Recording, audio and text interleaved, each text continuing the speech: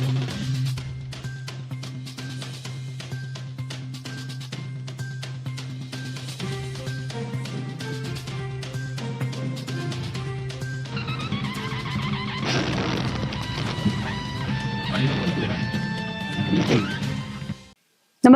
आपण पाहता हिरकणी न्यूज.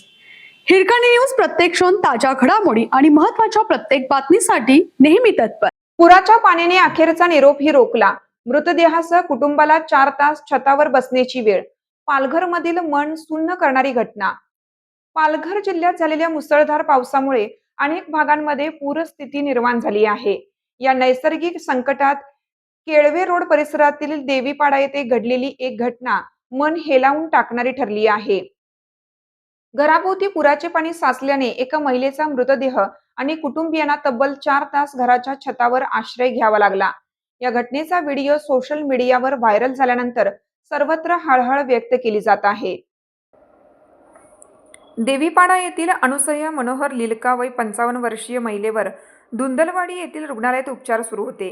रविवार रात्री उपचारादरम्यान त्यांचे निधन झाले. सोमवारी पहाटे त्यांचा मृतदेह रुग्णवाहिकेतून केवळे रोड येथे आणण्यात आला. मात्र रेल्वे अंडरपास पूर्णपणे पाण्याखाली गेल्याने रुग्णवाहिका पुढे जाऊ शकली नाही. त्यामुळे नातेवाईकांना मृतदेह खांद्यावर घेऊन घरापर्यंत आणावा लागला.